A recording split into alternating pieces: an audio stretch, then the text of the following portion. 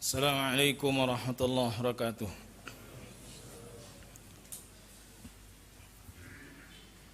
Alhamdulillahil qail kullu nafsin dha'iqatul maut. Wa qala Rasulullah sallallahu alaihi wasallam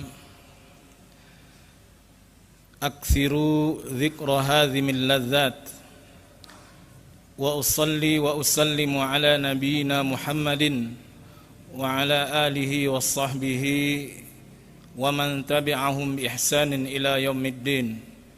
Wa ashhadu an la ilaha illallah wahdahu la syarika lah wa ashhadu anna Muhammadan abduhu wa rasuluh, amma ba'd.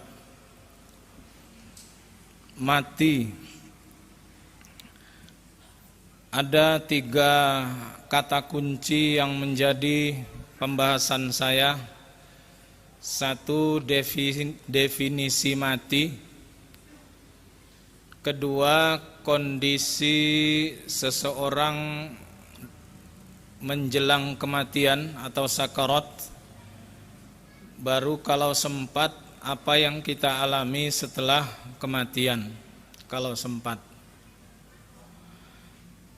Kalau diringkas, mati itu sebenarnya cuma dicabut, dibawa ke langit, dikembalikan. Dicabut, dibawa ke langit, dikembalikan. Siapa saja pasti mengalami ini.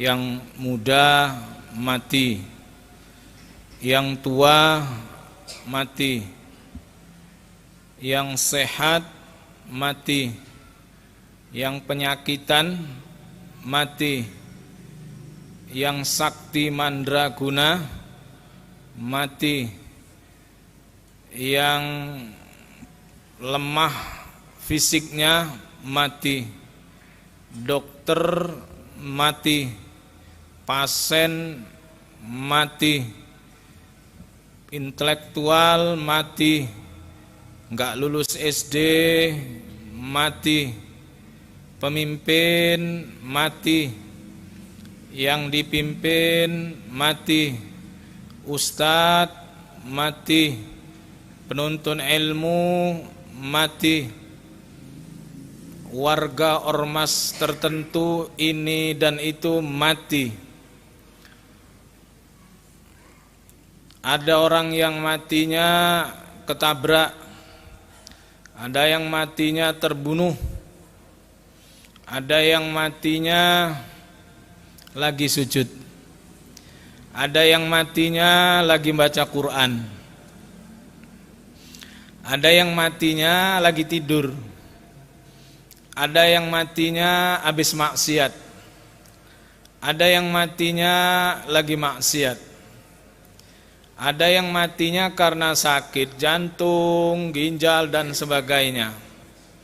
Pernah enggak merenung bahwa yang satu mati sujud, mati lagi baca Quran, mati setelah sholat, yang satu mati ketabrak, mati kebacok. Ada apa arti mati? Sebenarnya mati itu cuma dicabut. Masalah suasananya lagi sujud atau lagi baca Quran, itu tetap saja sama suasananya. Masalahnya dia matinya lewat sakit jantung, ginjal, dibunuh, ya tetap aja sama suasananya. Dicabut, dibawa, dikembalikan, sama. Jadi mengkhawatirkan apa? Enggak usah, misalnya orang gini, awas kon ya tak pateni umpama aremaan, ora usah mateni aku. Paham? Ora usah mateni aku, bro. Iso mati dhewe. Paham maksudnya? Iso mati dhewe iku wis melekat, wis ngerti. Ora tahu keliru, la yufarritun. Hatta idza jaa ahadakumul mautu tawaffathu rusuluna tawaffathu rusuluna wa hum la yufarritun. Sampai apabila datang kematian kepada salah seorang di antara kalian, mewafatkan orang ini, satu orang ini, para utusan kami. Wahum la yufarritun. Mereka nggak ada yang sembarangan. Jadi kalau ada yang ngancam tak santet sampean, cek mati, ora usah disantet, aku iso mati dewe. Mati dewe itu artinya udah dijemput, mau disantet. Bahkan bisa kita bilang, ojo lali bro, tanggale iso sampean sing dhisikno aku, ndhisiki aku. Paham? Maksud saya biar membangkitkan keimanan. Ingat mati ada gunanya. Orang ngancam-ngancam, jangan-jangan tanggal mati dia duluan. Yang bunuh mati, yang dibunuh mati, sama aja. Nah, oleh sebab itu, kalau ada kita mikir sesuatu itu jalan kematian, nggak usah diapa-apain, bisa orang mati, sujud mati. Tidur aja kita mati. Ini yang ngaji tidur itu juga mati itu. Lah bangun tidur kan alhamdulillahilladzi ahyana ba'dama amatana wa ilaihin nusyur. Jadi segala puji hanya milik Allah yang menghidupkan kami setelah mematikan kami. Mati itu. Maksud saya jangan ngantuk. Ceritanya serius. Rupanya pas judulnya mati difahami lalu mati betulan. Tidur maksudnya. Ya, sekarang bagaimana kalau kita kumpulkan hadis-hadis tentang mati? Kalau dikumpulkan, yang turun itu malaikat rahmat atau malaikatul azab dulu, atau turun malaikatul rahmah. Umpamalah di sini pukul rata aja, malaikatul rahmah yang turun, bawa kafan yang wangi. Baru turun malaikatul maut. Banyak, bukan cuma satu, bukan cuma satu. Nama Israel itu tak tercantum dalam hadis lemah palsu pun nggak ada. Israel itu nggak ada di hadis palsu pun. Yang ada cuma di buku tafsir. Qul yatawaffakum malakul mautil ladzi wukkila bikum. Malakul maut yakni Israel. La aslalahu, tidak ada asal. Itu cuma asar-asar yang nggak bersumber dari buku hadis palsu sekalipun. Palsu itu maksudnya ada sanadnya, cuma di dalamnya ada yang tertuduh pendusta, pemalsu hadis, tapi bersanad. Inilah aslalahu. Udah nggak penting itu. Tadi di atas saya sebutkan tawaffathu rusuluna, baru turun utusan-utusan Allah. Kalau gitu tadi itu mufrad, singular. Tunggal, ya kata semua mufassirun itu pimpinannya. Sedangkan rusuluna, utusan kami tadi, para utusan kami itu a'wanuhu, pembantu-pembantunya. Jadi kalau ada nanti yang mati pulang tarawih, itu yang jemput pertama kali, yang turun malaikatur rahmah, amin. Baru turun malaikatul maut, dipimpin satu, dikenal Israel, udah kadung hafalan dari kecil. Ya, sebutkan nama malaikat pencabut nyawa, bukan satu. Walau tara idh yatawaffal ladzina kafarul malaikatu yadribuna wujuhahum wa adbarahum. Kalau kau lihat nabiku, rasulku, kata Allah. Kalau kau lihat wahai rasul, wahai nabi, itu bahasa harfiah. Ketika para malaikat mewafatkan, mencabut nyawa orang-orang kafir, malaikat. Tadi rusuluna. Gimana orang tuh nyabut? yadribuna wujuhahum wa adbarahum, memukul wajah dan punggung mereka, bam, dipukuli. Walau tara idzal zalimuna fi ghamaratil mauti wal malaikatu basitu aydihim akhriju anfusakum. Kalau kau lihat ketika orang-orang zalim dalam keadaan sekarat, fi ghamaratil maut, fi sakaratil maut, sulitnya menjelang kematian, sulit pas menjelang kematian. Dan para malaikat menjulurkan tangan, artinya memukuli mereka. Akhriju anfusakum, keluarkan jiwa kalian, keluar.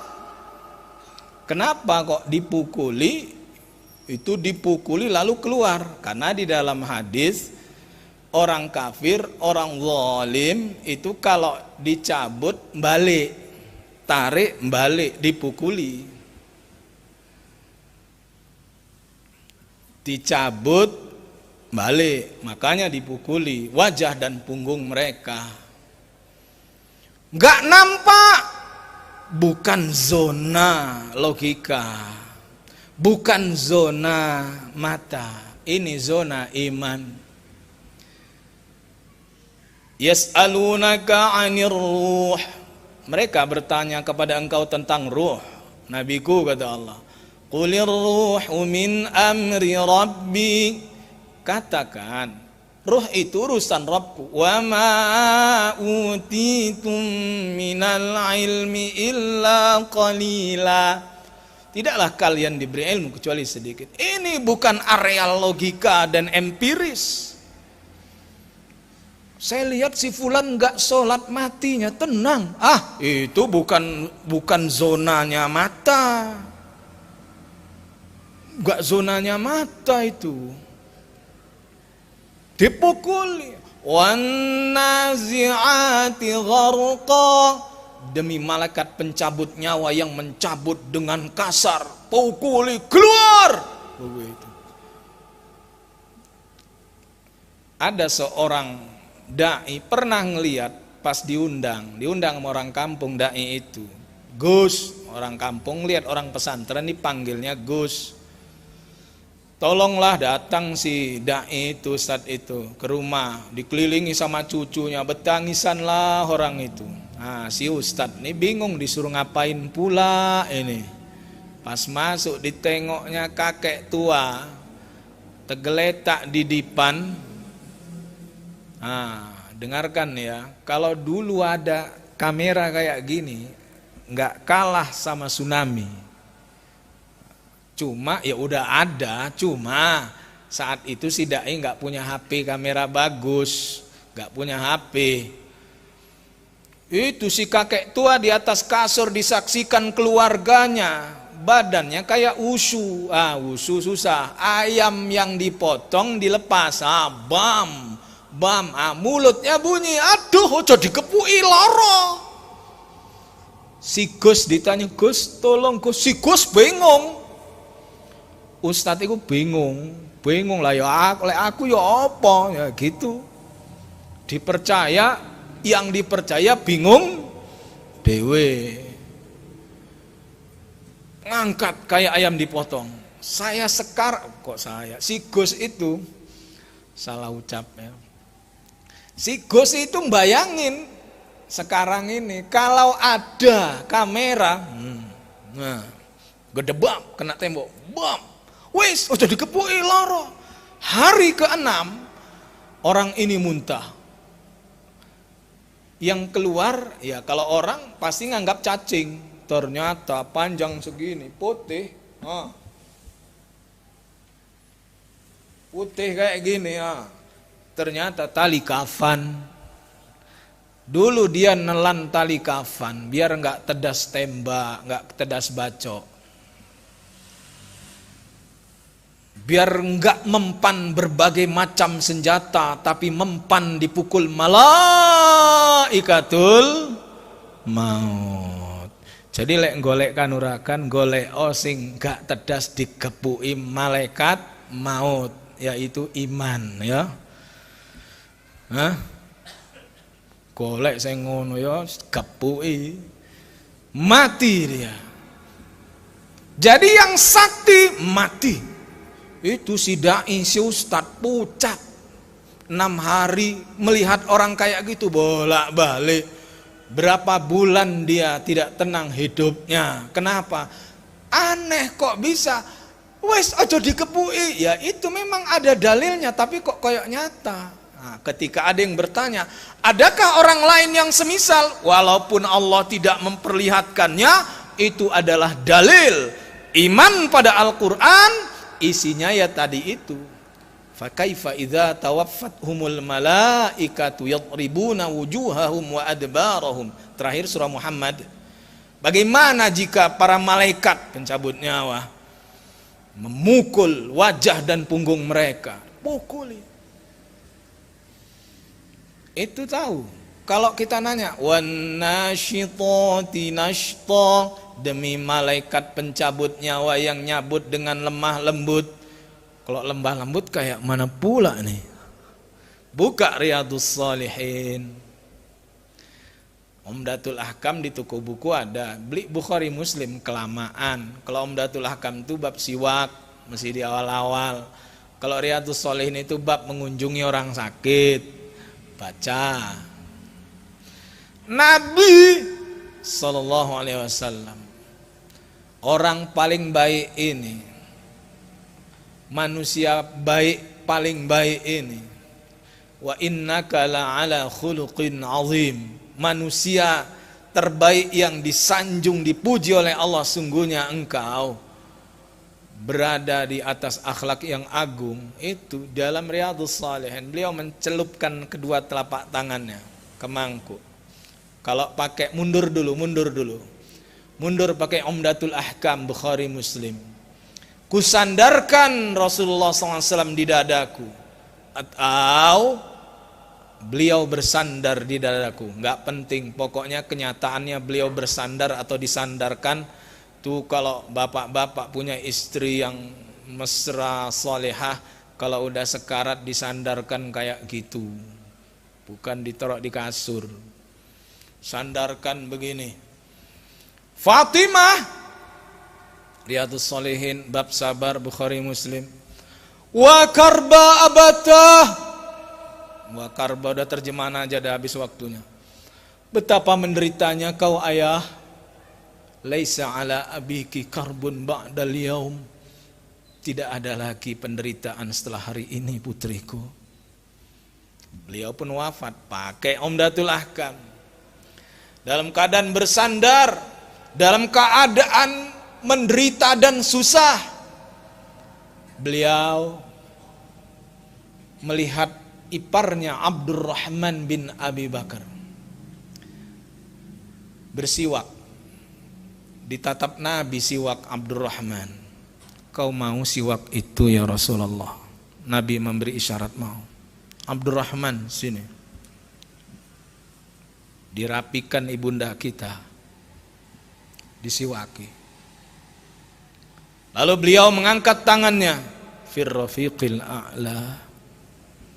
Beliau pun wafat. Kalau masuk Riyadhus Shalihin, beliau mencelupkan tangannya, mengusap wajahnya dengan bekas air yang ada di telapak tangannya. Inna lil mauti la sakarat.